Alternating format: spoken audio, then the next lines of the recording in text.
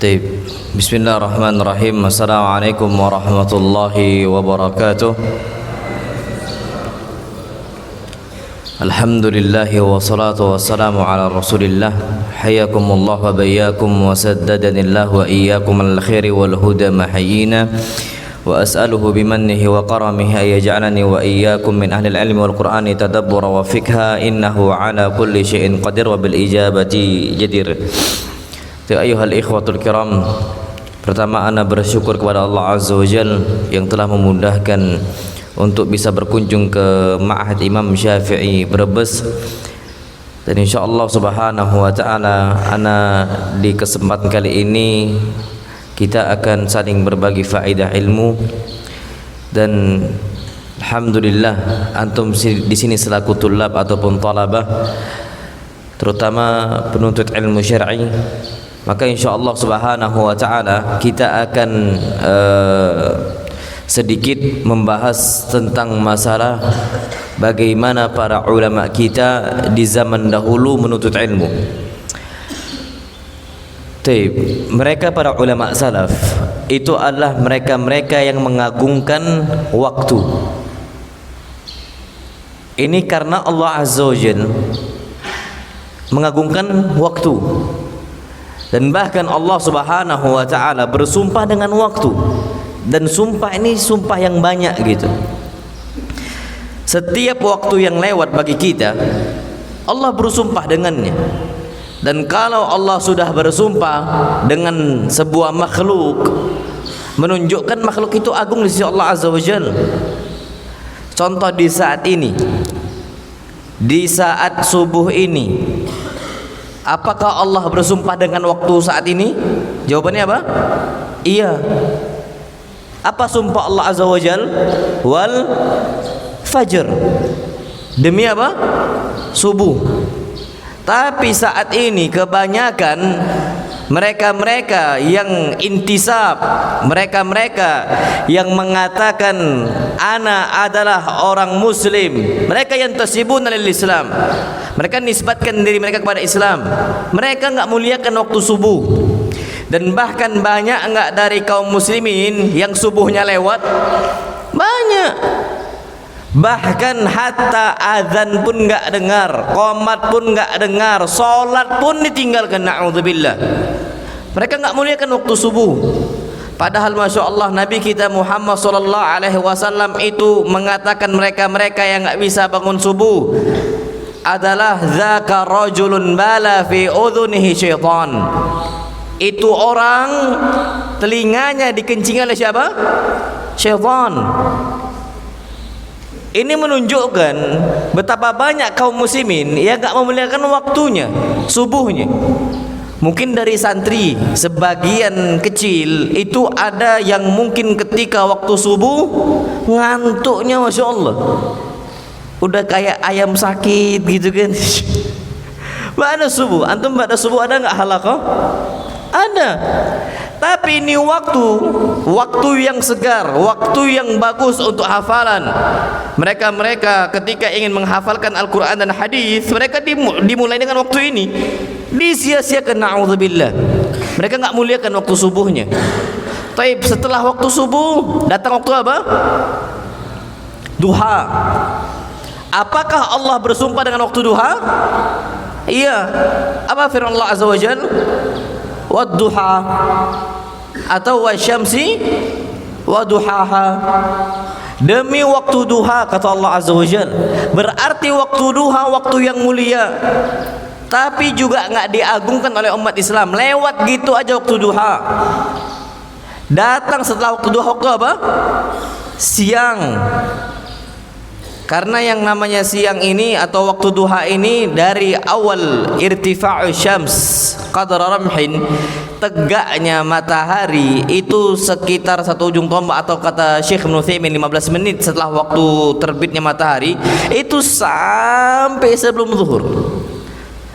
Masuk selesai waktu duha, ya waktu siang. Apakah Allah bersumpah dengan siang? Jawabannya apa? Iya. Apa firman Allah Azza wa Jalla? Wan nahar. Apa arti wan nahar? Demi Waktu siang. Setelah waktu siang datang waktu apa? Asar. Apakah Allah bersumpah dengan waktu asar? Iya. Allah katakan wal asr. Setelah waktu asar masuklah ketika matahari terbenam. Waktu apa? Malam. Apakah Allah bersumpah dengan waktu malam? Jawabannya apa? Iya. Wal lail. Demi apa? Demi malamnya. Ini lewat untuk kita semua. Banyak umat Islam tidak menghormati waktunya. Dan lewat gitu saja, Masya Allah. Inilah yang disabdakan oleh Nabi kita Muhammad sallallahu alaihi wasallam, ni'matan. Ada dua nikmat, maghbunun fihi ma katsirun minan nas. Yang kebanyakan manusia itu tertipu dengan dua nikmat tersebut. Yang pertama as-sihah, waktu apa? Sehat. Yang kedua al-faragh, waktu luang. Ini disia-siakan, na'udzubillah. Makanya banyak kita ini ketika umur sudah 30 tahun nggak ngafal apa-apa. Sekarang antum belajar saat ini mungkin masuk ke mutawasithah atau masuk ke SMP, tamat juga sampai tsanawiyah, sampai tamat sampai SMA. Ternyata tidak ada yang lengket untuk kita. Tidak ada target yang selesai bagi kita. Waktu itu digunakan dengan hal-hal yang nggak bermanfaat. Al-Quran Al-Karim, apakah tamat sampai 30 juz? Enggak juga, kadang-kadang na'udzubillah. Hadis-hadisnya, Arba'in Nawawinya enggak dihafal ketika tamat. Lewat habis itu Umdatul Ahkam juga enggak dihafal. Lewat habis itu Bulughul Maram juga enggak dihafal. Ini lewat aja, enggak ada target, na'udzubillah. Kita kalau udah posisi seperti itu akan susah. Lihatlah para ulama. Para ulama salaf kita zaman dahulu, mereka itu memuliakan waktu. Dan bahkan ada sebuah kitab judulnya Qimatuz Zaman Indal Ulama. Berharganya waktu, berharganya zaman di sisi para ulama. Ini semua ulama-ulama kita, haula yu'adzibuna zaman. Mereka muliakan di waktu. Dan Masya Allah, disebutkan Ibn Mas'ud radhiyallahu taala anhu mengatakan, "Ma nadimtu ala syai'." Tidak pernah aku ini menyesal dengan penyesalan yang besar seperti saat ini. Gharabat fihi syamsuhu, naqasa fihi ajali, wa lam yazid fihi amali. Aku betul-betul menyesal ketika matahari terbenam dan ternyata ajal saya berkurang, amal saya nggak bertambah. Ya tulab, antum bisa tahu amal ini bertambah atau enggak? Coba lihat hafalannya. Nambah nggak hafalannya? Oh nambah Ustaz, ana sabak insyaallah nambah terus. Taib, mungkin atau enggak? Ini pertanyaan besar. Kita sekarang sampai sekarang mungkin kemungkinan besar mudah untuk nambah hafalan baru. Taib, hafalan lama apakah dijaga? Belum tentu. Ibn Mas'ud nambah hafalan baru, dijaga juga oleh Ibn Mas'ud. Nggak pernah menyesal ketika matahari terbenam nggak nambah hafalan hadis. Hafalan hadis stuck itu aja. Arba'in Nawawi nggak hafal-hafal. Umdatul Ahkam nggak hafal-hafal. Mau kemana kita berangkat? Dan inilah para ulama kita zaman dahulu, harusnya kita sadar, oh berarti ini sesuatu hal yang apa? Yang mulia. Anda ambil contoh, Masya Allah, hobinya kita saat ini ngobrol, ya kan?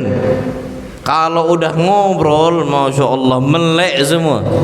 Apalagi kalau yang diobrolkan semisal masalah bola, sepak bola, semisal Liga A, Liga B, Liga C, mungkin lo ya, itu semua senang ngobrol, bahkan bisa berjam-jam ngobrol.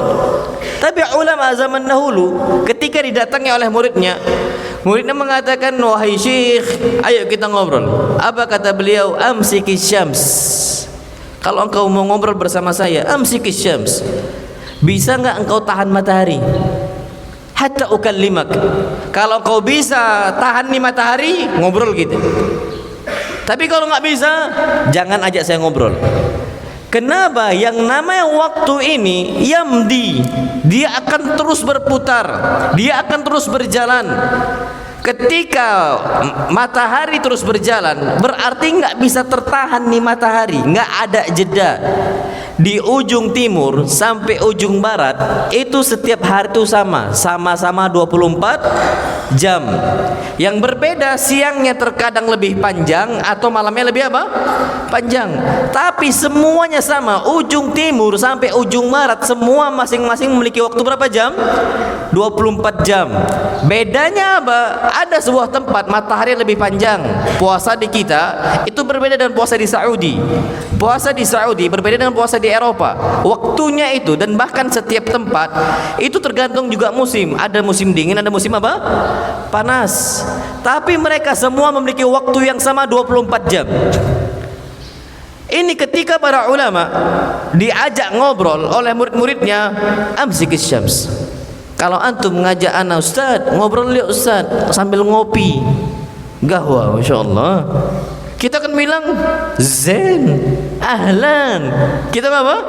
Ngobrol. Dan ini terjadi. Bagaimana kita itu jauh banget kualitasnya, standarnya dibandingkan para ulama zaman dahulu. Nggak usah jauh-jauh. Berapa lama kita betah untuk duduk majelis halaqah? Mungkin kalau udah lewat waktunya, kita ingatkan ustadznya. Ketika ustadznya sedang mengajar, semisal ustadznya nggak sengaja lewat waktunya, lewat istilah jamnya, sampai masuk jam istirahat, kita ini nggak betah di kelas. Sampai kita ingatkan ustadz, intahad dawam, sudah habis apa belajarnya kita, Masya Allah. Udah kita ini waktu istirahat, diingatkan ustadznya. Coba ngobrol, antum begadang, insyaallah na'udzubillah, sampai lewat waktunya. Ketika ada salah satu dari antum mau tidur karena ngantuk, apa kawan-kawannya bilang? Nanti dulu, masih pagi ini. Masih apa? Pagi, padahal udah larut malam. Kenapa? Karena kita nggak muliakan waktu. Inilah yang terjadi. Masya Allah, ada seorang ulama bernama Hammad ibn Salamah. Siapa Hammad ibn Salamah? Murid-murid yang mengatakan, kana Hammad ibn Salamah imma kana yuhaddits atau yaqra atau yaktub atau yusabbih. Kondisi Hammad ibn Salamah itu imma dia menulis, imma dia menyampaikan hadis, imma dia membaca, imma dia menulis. Itulah kondisi hariannya Hammad ibn Salamah. Bahkan kata murid-muridnya, lau qultu lakum anna Hammad ibn Salamah ma dhahika la sadaqtu. Seandainya aku katakan kepada kalian Hammad ibn Salamah enggak pernah ketawa, la sadaqtu, aku enggak dusta. Aku jujur kepada kalian, memang Hammad ibn Salamah enggak pernah apa? Tertawa. Jazakallah khairan. Hammad ibn Salamah enggak pernah apa? Ketawa. Full dia serius gunakan waktunya. Oh, kalau kita banyak enggak softohnya? Banyak enggak candanya? Mungkin hampir tiap hari kita ketawa. Hammad ibn Salamah dikatakan muridnya, semua muridnya katakan, ma dhahika Hammad ibn Salamah, enggak pernah ketawa sama sekali. La sadaqtu, enggak dusta kepada kalian. Kenapa? Orang-orang yang i'tibar, mengambil ibrah dari perjalanan hidup, dia akan sedikit tertawa dan dia akan banyak menangis. Apa hadis Nabi kita Muhammad sallallahu alaihi wasallam, "Lau alimtum ma a'lam la dhahiktum qalilan wa la bakaitum katsira." Kalau kalian mengetahui apa yang aku ketahui, niscaya kalian akan sedikit tertawa dan akan banyak apa? Menangis. Hammad ibn Salamah sedikit banget tertawa dan mungkin enggak pernah tertawa sama sekali. Ini kata murid-muridnya. Orang yang fokus gunakan apa? Waktunya. Makanya Masya Allah, bahkan disebutkan oleh murid-muridnya, lau qila li Hammad ibn Salamah innaka tamutu ghada. Kalau seandainya Hammad ibn Salamah divonis oleh dokter, dikatakan untuknya, innaka tamutu ghada, engkau besok akan mati. Besok lo ya, bukan 4 bulan lagi, besok. Innaka tamutu ghada. Apa kata murid-muridnya? Ma qadira ay yazida fil amali syai'a. niscaya dia tidak akan mampu menambah sedikit pun amalnya. Divonis tak divonis, amalnya sama flat, saking sudah sempurnanya amalnya. Coba kita, ini umat Islam divonis oleh dokter, umur bapak tinggal 4 bulan lagi, Masya Allah langsung soleh. Langsung soleh. Yang dulu nggak pernah sholat langsung apa? Sholat. Yang dulu bakhil, yang dulu meditnya ada sifat syuhnya, langsung dermawan. Sebabnya apa? Divonis oleh dokternya takut mati. Hamad bin Salamah nggak bisa. Antum tahu dulu ada gembong narkoba yang dibunuh mati. Dia dulu adalah seorang preman, pengedar narkoba, na'udzubillah. Ketika dia di penjara divonis mati, akan dibunuh mati gitu ya, dibunuh hidup-hidup, dia langsung berubah 100%. Masya Allah, rahimahullah. Langsung dia itu getol dalam ibadah, mendakwahkan kawan-kawannya yang ada di penjaranya, sama juga Masya Allah. Dan dia berusaha untuk menjadi orang yang soleh dan meninggal dalam kondisi baik, husnul khatimah insya Allah. Mudah-mudahan. Kenapa kondisi dia udah orang soleh? Baik, Masya Allah. Dia jaga bagaimana penampilan dia sesuai dengan sunnah Nabi kita Muhammad SAW, ibadahnya sesuai dengan sunnah Nabi kita Muhammad SAW. Dulunya gembong narkoba, divonis berubah 100%. Kita kalau tahu ajal kita tinggal beberapa saat lagi, jangankan besok, tinggal 4 bulan lagi, kita insya Allah gunakan waktu sebaik mungkin. Ini Hammad ibn Salamah kalau divonis besok saja nggak mampu dia menambah amalnya, berarti sakit ataupun nggak sakit dia gunakan waktu sebaik apa mungkin. Inilah yang dikatakan Nabi kita Muhammad SAW, orang tertipu itu adalah waktu sehatnya banyak apa tertipu. Itu Hammad ibn Salamah. Tapi ulama yang lain Masya Allah disebutkan saking mereka muliakan waktu, apa kata dia? Aqamtu 30 sana. Aku ini hidup selama 30 tahun. Berapa tahun? 30 tahun. Ma akaltu biyadi bil-lail. Aku enggak pernah makan malam dengan tangan saya, enggak pernah. Apa alasannya? Kanat ukhti tulaqimuni wa ana aktubul hadis. Sebabnya dikarenakan saya makan disuapi oleh saudari saya dalam posisi saya nulis apa? Hadis. Dan ini menunjukkan bagaimana seriusnya para ulama. Bahkan mereka ini rela tidak makan, yang penting bisa nulis apa? Hadis. Tapi kan makan kebutuhan. Akhirnya dia minta saudarinya, tolong suapin saya nulis hadis. Kalau kita mungkin yang masih anak-anak nih, disuapin oleh emaknya sambil nonton TV. Disuapin emaknya sambil nonton apa? TV. Ini ulama kita disuapin dia oleh saudarinya, dia ngapain? Nulis hadis. Bagaimana waktu itu betul-betul apa? Besar si para ulama. Bahkan mereka mengatakan athqalus sa'ati alayya sa'atun akulu fiha. Waktu yang paling berat bagi saya waktu makan. Kalau kita waktu yang paling membahagiakan waktu apa? Makan. Ustadznya masih ngajar pun di stop sama mereka. Diberhentikan, Ustadz habis waktunya Ustadz, kami mau istirahat, mau makan. Mangan sih Ustaz.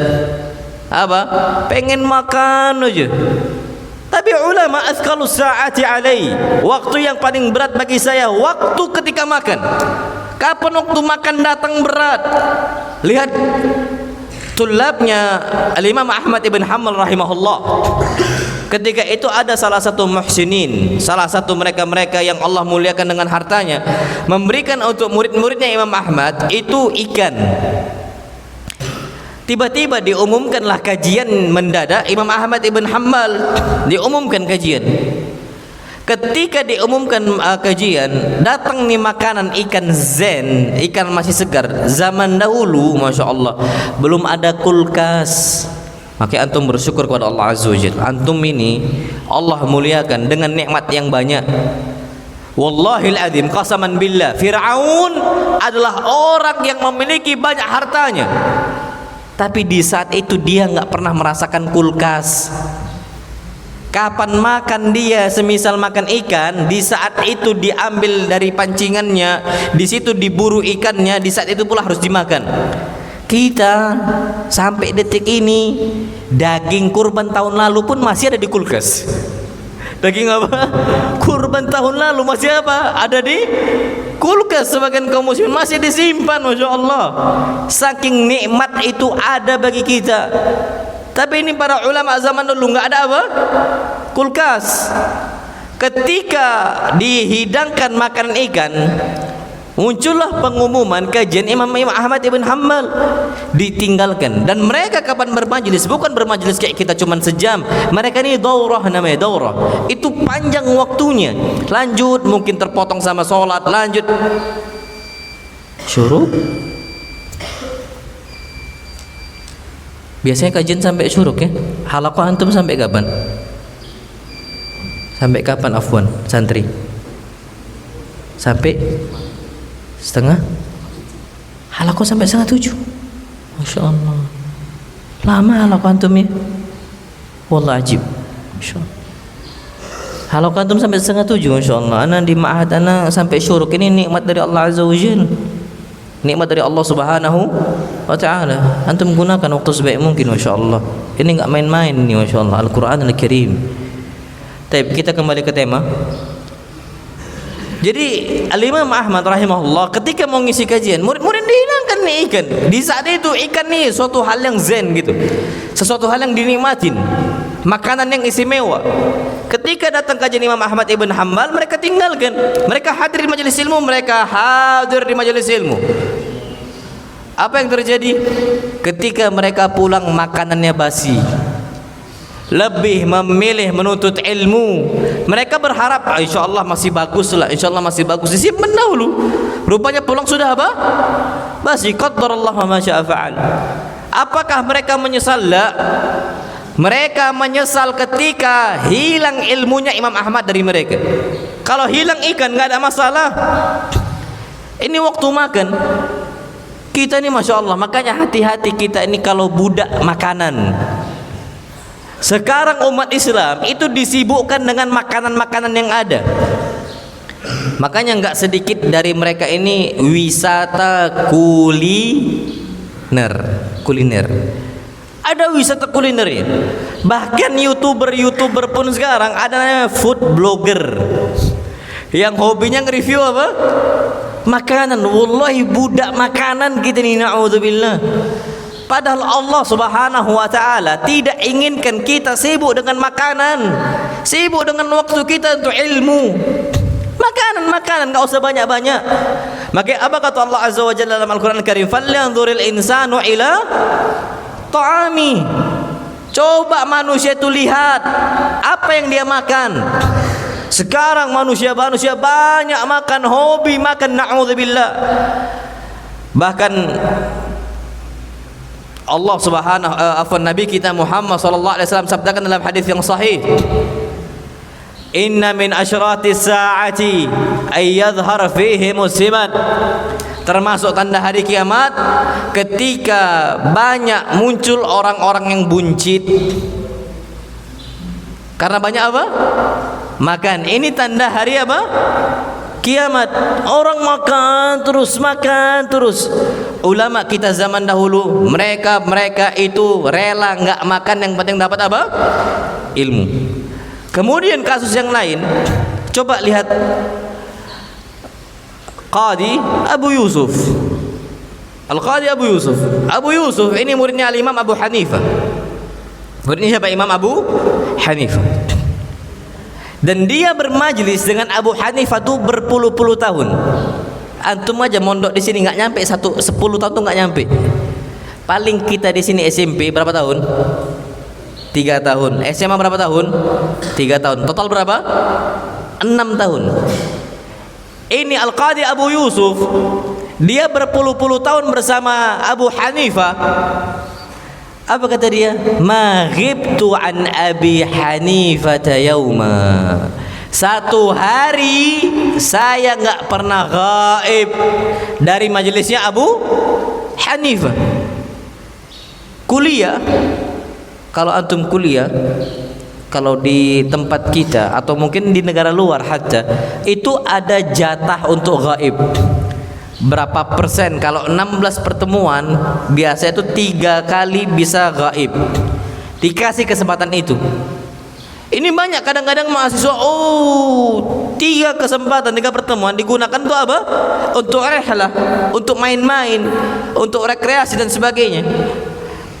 Abu Yusuf nggak pernah sampai berpuluh-puluh tahun, ma ghibtu an Abi Hanifah yauma, nggak pernah saya gaib dari Abu Hanifah 1 hari pun, nggak pernah. Antum pernah gaib? Bahkan pura-pura sakit pun iya. Pura-pura apa? Sakit. Aina fulan? Marid. Apa? Marid. Padahal enggak marid. Ya tamarrad. Apa pura-pura sakit? Yudhiru ka'annahu marid. Dia tampakkan, dia tazahar, dia tampakkan seakan-akan ini apa? Marid. Seakan-akan ini sakit. Padahal enggak sakit. Sehat wal afiyah. Antum tahu Abu Yusuf sampai posisinya dia mengatakan, ini Abu Yusuf sendiri yang mengatakan, mata ibnun li, saya punya 1 putra, putra saya meninggal, fataraktuhu li jirani wa akribai, aku serahkan putra saya, jenazah putra saya kepada kerabat saya dan tetangga-tetangga saya. Kenapa? Makhafata ayyafutani min ilmi Abi Hanifah syai', karena aku takut ketinggalan ilmu Abu Hanifah. Antum, keluarga kita pasti meninggal, abah kita pasti meninggal, ummah kita pasti meninggal. Kalau meninggal ummah kita, pulang nggak kita? Wallah pulang kita.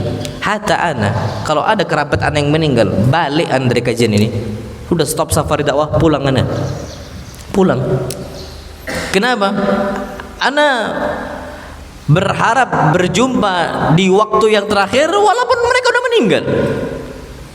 Ini Abu Yusuf Al-Qadhi, anaknya meninggal, fataraktu li jirani wa akribai, aku tinggalkan kepengurusan jenazah kepada apa? Keluarga saya, kerabat-kerabat saya, tetangga-tetangga saya, mereka yang ngurus. Kenapa? Takut kehilangan ilmunya siapa? Abu Hanifah. Apakah ini berlebihan? Oh enggak berlebihan. Tidak apa? Berlebihan. Itu ketika mereka sudah nyampe derajat ke sana.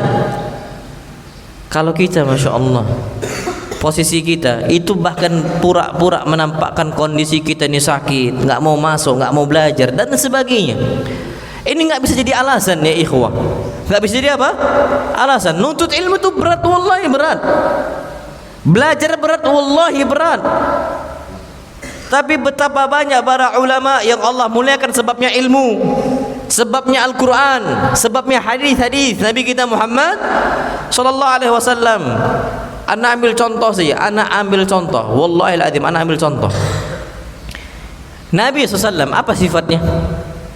Nabi katakan, inna ummatun ummiyatun, kami ini adalah umat ummi. Nabi ini ummi. Apa artinya ummi? Nggak bisa baca, nggak bisa nulis, nggak bisa berhitung. Kata Nabi, inna ummatun ummiyatun la naqra wa la naktub wa la nahsub. Kami umat ummi, umat buta huruf, nggak bisa baca, nggak bisa nulis, nggak bisa apa? Berhitung. Allah takdirkan Nabi kita SAW ini ummi sampai meninggal. Orang-orang Arab Badui ketika itu nggak terpandang. Romawi nggak noleh orang-orang Arab, Persia nggak noleh orang-orang Arab. Yang mana Romawi sama Persia ini negara dengan peradaban yang maju sekali. Orang Arab nggak terpandang. Tapi ketika muncul Nabi kita Muhammad SAW dengan ilmu dari Al-Quran dan hadis-hadis Nabi kita Muhammad SAW, terpandanglah orang-orang Arab. Nabi yang dulu bukan siapa-siapa dihargai, diperhitungkan, nilainya tinggi. Nabi kita Muhammad SAW. Nggak usah jauh-jauh. Apa kabar kalau presiden kita nggak bisa baca? Apa kabar kalau presiden kita nggak bisa nulis? Apa kabar presiden kita nggak bisa berhitung? Na'udzubillah, saat ini aja kalau presiden nggak bisa bahasa Inggris dibully. Yang bully rakyatnya sendiri, na'udzubillah. Yang menghina masyarakatnya sendiri, na'udzubillah. Nggak lagi dihormati, nggak lagi ada nilainya, na'udzubillah. Nabi nggak bisa baca, nggak bisa nulis, nggak bisa apa? Berhitung. Tapi ternyata Allah muliakan. Kalau ada orang nggak bisa baca tiba-tiba mengatakan ittabi'uni ahdikum sabilar rasyad, ikuti saya, aku kasih petunjuk untuk kalian. Antum mau ngikut? Nggak bisa baca lo ya. Bisa baca cuman A B C D E F G, cuman huruf aja yang dia bisa baca, cuman itu aja yang dia bisa baca. Apakah antum mau ngikuti ketika ittabi'uni ahdikum sabilar rasyad? Oh, enggak gampang. Wallahi berat. Makanya banyak enggak orang-orang kafir Quraisy enggak ngikutin Nabi SAW? Banyak. Dengan pertimbangan itu, ini namanya ujian ikhtibar, imtihanun minallah azza wa jalla lil ummah al-islamiyah, untuk umat Islam. Apakah mereka menerima Nabi kita Muhammad SAW ataukah tidak? Ternyata mereka terima. Yang awalnya sulit bagi mereka untuk belajar, Allah muliakan dengan ilmunya, Allah angkat derajat mereka. Yang dulunya mereka enggak terpandang, Allah muliakan mereka dengan ilmunya. Maka apa kata Umar bin Khattab radhiyallahu taala anhu, nahnu qaumun azillah. Dulu kami adalah sebuah kaum yang hina dina, kami enggak diperhitungkan. A'azzanallahu bil Islam. Kemudian Allah muliakan kami, menjadikan kami a'izzah, kami perkasa sebabnya agama apa? Islam. Walau ibtaghaina al-izzata bidunihi adzallana Allah. Kalau kita mencari keperkasaan, kemuliaan dengan cara selain agama Islam, Allah akan hinakan kami. Umat Islam Allah muliakan dengan dekat dengan Nabi kita Muhammad sallallahu alaihi wasallam. Berat bagi mereka belajar, berat bagi mereka belajar, apalagi umat ummi. Nabi SAW ini ummi, tapi Nabi enggak nyerah. Ana jumpa beberapa ikhwah, Ustaz, ana udah berumur Ustaz, udah 40 tahun, udahlah enggak usah baca Quran. Ana bilang, ya Allahu akbar.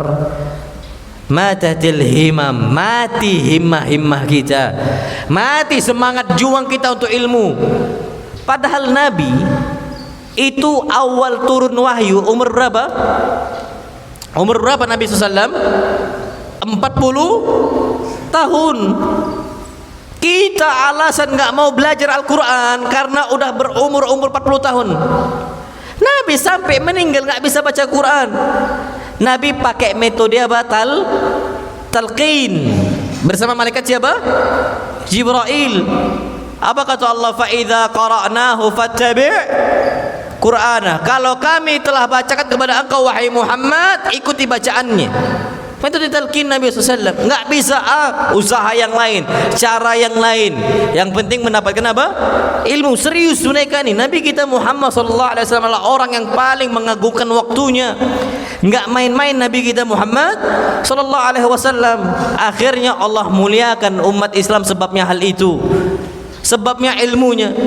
Dan bahkan Masya Allah, ketika Nabi SAW di malam hari, di waktu Ramadan, itu waktu khusus untuk mempelajari Al-Quran Al-Karim.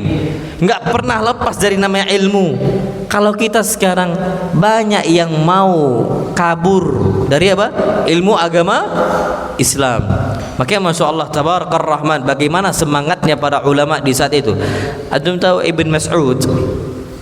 Ibn Mas'ud ini adalah salah seorang sahabat Nabi kita Muhammad SAW yang termasuk paling baik retorikanya, yang paling baik cara menyampaikan ilmunya. Kalau berbicara dengan posisi yang teratur, posisi yang runut, disampaikan ilmu A, ilmu B, ilmu C, ilmu D. Bagus cara penyampaiannya. Makanya murid-muridnya itu senang kalau Ibn Mas'ud ngisi kajian. Kalau Ibn Mas'ud ngisi kajian, mereka datang berbondong-bondong untuk mengambil ilmu dari Ibn Mas'ud. Apa kata murid-muridnya? Saking semangatnya mereka semua, ya Ibn Mas'udin, law wa'adzana kulla yaum, seandainya engkau ngisi kajian kepada kami setiap hari, Saking semangatnya mereka berharap tiap hari Ibn Mas'ud ngisi apa? Kajian. Apa kata Ibn Mas'ud? Ma yamna'uni dzalika illa karahata sa'amati 'alaikum. Bukan aku enggak mau, tapi aku takut kalian nih bosan. Itu yang sahabat yang bagus apa cara penyampaiannya, bisa bosan dengan semangatnya para ulama di zaman sahabat Nabi kita Muhammad ketika itu, apalagi zaman kita hatta ana penyampaiannya ngomongnya terlalu cepat. Mungkin karena Sumatera kalau ngomong tuh gitu. Kalau Jawa mungkin lebih apa? Lebih bisa teratur atau lebih bisa runut. Penyampaian anak nggak sebagus sebagaimana asatidzah yang lainnya. Ini kita pastilah orang-orang itu bosan. Tapi ulama zaman dahulu Masya Allah, semangat mereka berharap tiap hari Ibn Mas'ud ngisi apa?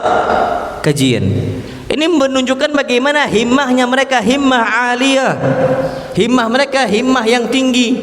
Dan bahkan ada salah seorang ulama disebutkan nahwi, dia ini ahli apa?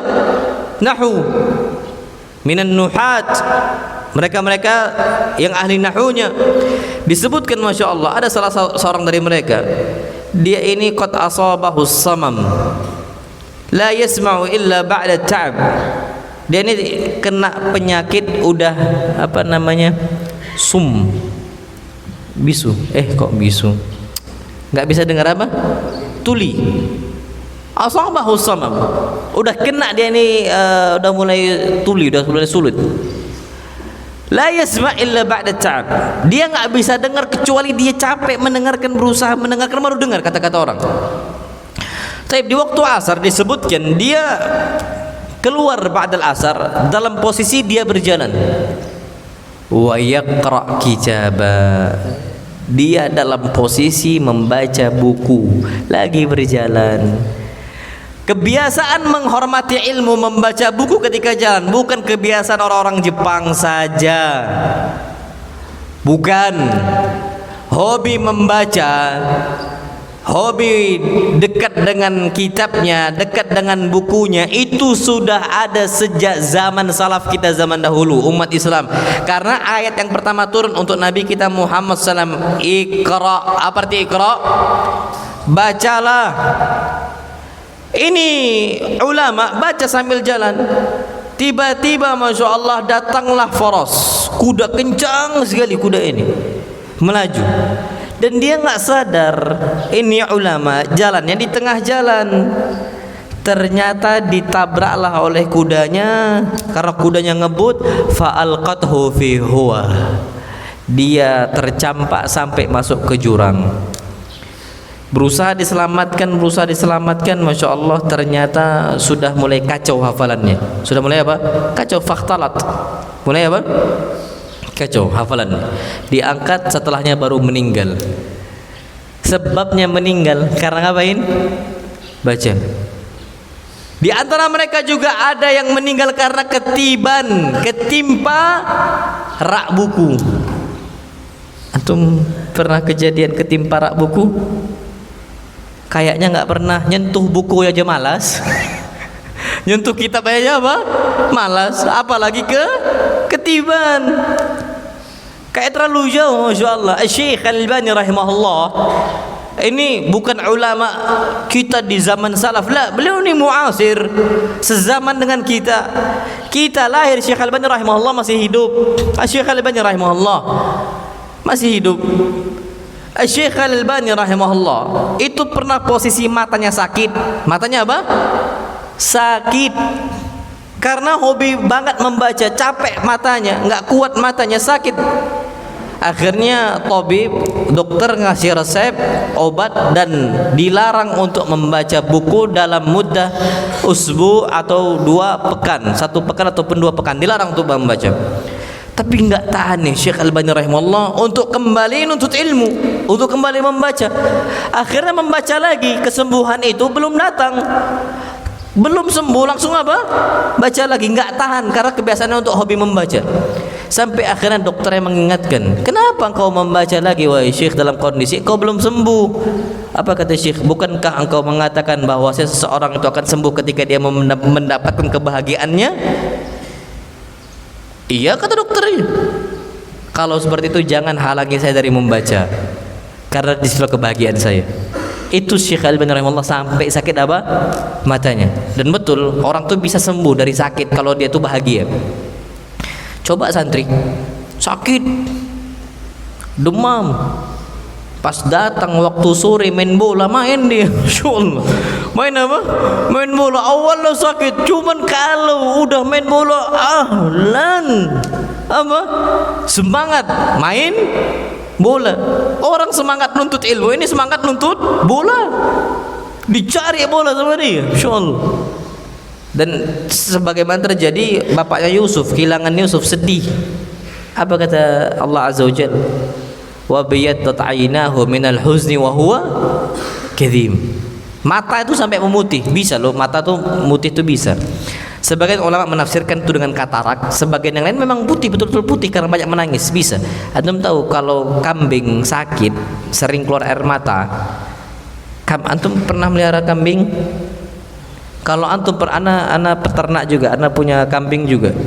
Kambing itu mata itu bisa mutih semuanya, putih semuanya, kambing bisa.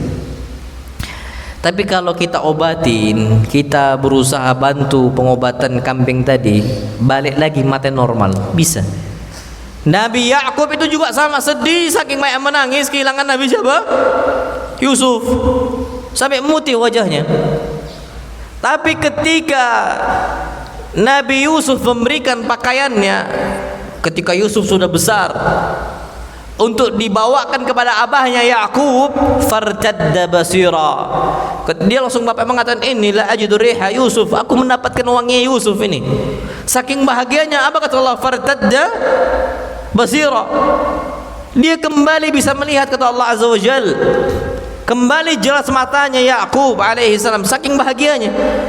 Syekh Al-Albani rahimahullah juga sama, ketika bahagia insya Allah bisa sembuh, dan ternyata sembuh dengan posisi banyak apa?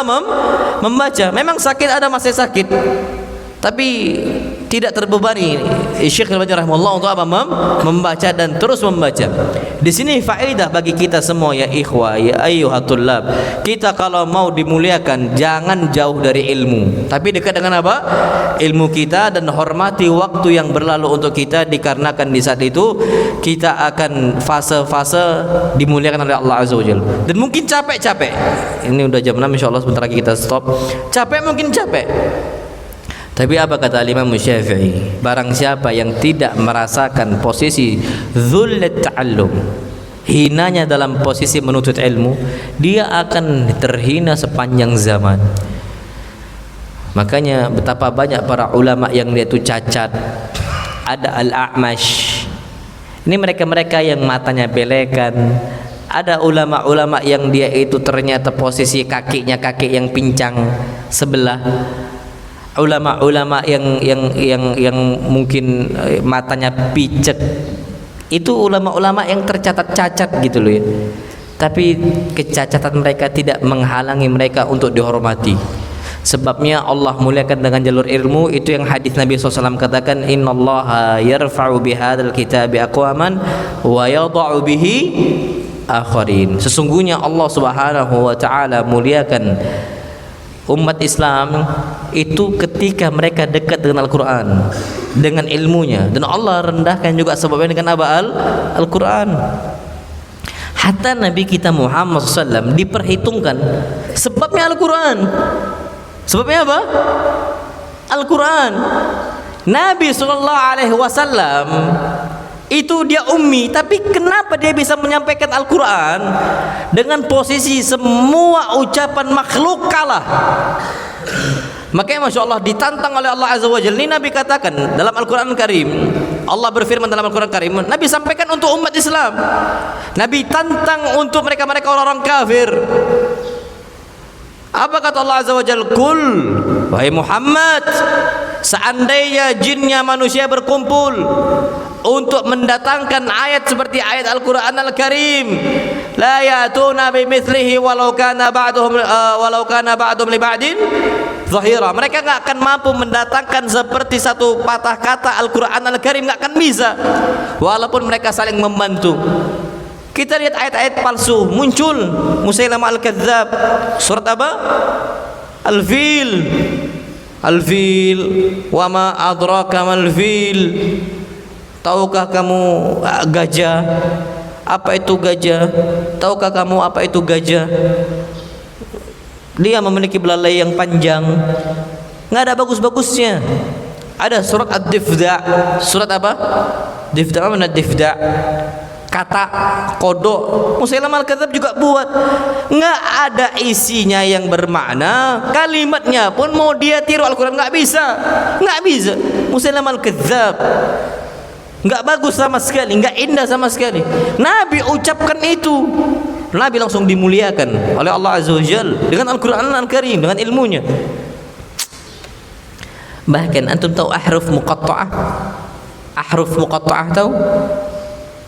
Huruf-huruf yang apa? Terpotong. Semisal apa? Alif, lam, mim, shad. Ada nggak faedahnya itu? Makna yang tahu cuma siapa? Allah. Naam, sahih. Tapi antum kira itu bukan mukjizat? Wallahil azim, semua Al-Quran itu mukjizat. Sampai ahruf muqatta'ah itu mukjizat. Nabi itu banyak yang percaya dengan Nabi SAW itu karena ahruf muqatta'ah, salah satunya huruf-huruf yang apa? Terpotong. Antum tahu orang kalau belajar bahasa Arab itu dimulai dengan huruf-huruf hijaiyah. Dulu namanya alif, ba, ta, tha, jim, ha, kha, dal, kan gitu kan? Orang-orang Arab sad, kalau kita so, ba, mereka sad, dad. Itu mereka pelajari. Kaf, kalau kita ka, ki, ku. Orang Arab zaman dahulu itu belajar dari situ. Nabi sejarahnya nggak pernah belajar bahasa Arab tuh, nggak pernah. Udah, Nabi adalah seseorang nabi yang dulunya anak kecil yang dititipkan ke kabilah Bani Sa'ad. Makanya ibunya yang menyusui siapa? Halimah Sa'diyah. Kabilah Bani Sa'ad nggak pernah belajar bahasa Arab, nggak pernah belajar bahasa Arab, nggak pernah tahu ahruf muqatta'ah. Tiba-tiba ngomongnya alif, lam, mim. Kaget semua orang.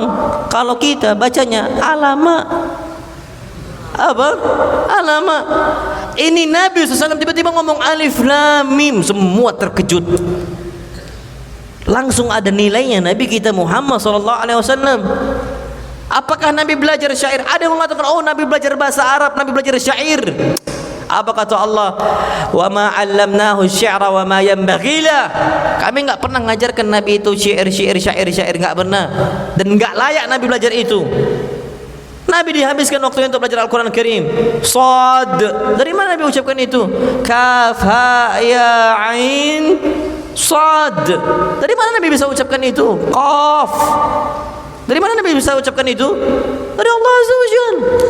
Ini mukjizat, langsung dimuliakan, ditinggikan Nabi kita Muhammad SAW sebabnya dengan Al-Quran Al-Karim. Makanya antum ketika saat ini belajar di pondoknya, antum harus sadar, istasyiru, antum sadarkan diri antum bahwasanya kita ini adalah orang-orang memiliki apa? Nilai di mata masyarakat, dan kita ini berharga di sisi Allah Azza wa Jalla. Maka jangan sia-siakan kesempatan ini, jangan antum terlalu banyak lalai. Kenapa? Umur antum nanti kalau sudah tua, udah nyampe 30 tahun, 40 tahun, nggak ada target apa-apa. Wallahi antum belajar pondok kayak nggak ada bekas sama sekali. Itu ada loh orang-orang kayak gitu, mondok dulu lama 6 tahun, keluar nggak ngafal apa-apa, hafalan yang lama pun bisa hilang. Kita ngisi kajian itu masih pakai kitab, masih pakai tablet. Kapan tabletnya habis baterai, hilang ilmunya. Kapan tablet habis baterai, hilang ilmu kita. Tapi ulama-ulama zaman dahulu mereka hatta ngisi kajian banyak nggak pakai kitab. Kenapa? Dhabtu sodarnya mereka tuh kuat banget. Di samping dhabtu kitabnya juga kuat. Mereka jaga dengan mencatat kuat, dan mereka jaga dengan hati juga apa? Kuat. Nah kalau kita kayaknya nggak ada athar sama sekali. tamat dari pondok sudah keluar gitu-gitu aja. Itu satu hal yang tidak bermanfaat, dan itu Allah Subhanahu wa taala tidak muliakan kita. Ini yang dapat ana sampaikan, dan ana memohon maaf kalau ada salah kata yang ana sampaikan. Kurang lebihnya ini yang dapat ana sampaikan, yang benar datangnya dari Allah Azza wa Jalla, dan yang salah datangnya dari ana pribadi syaitan, dan ana berlindung dari kesalahan tersebut. Kita akhiri, dan ini lewat waktu syuruk ya, termasuk panjang jam 6:10. Wa sallallahu ala nabiyina Muhammad, subhanakallahumma wa bihamdika asyhadu an la ilaha illa anta astaghfiruka wa atubu ilaik. Assalamualaikum warahmatullahi wabarakatuh.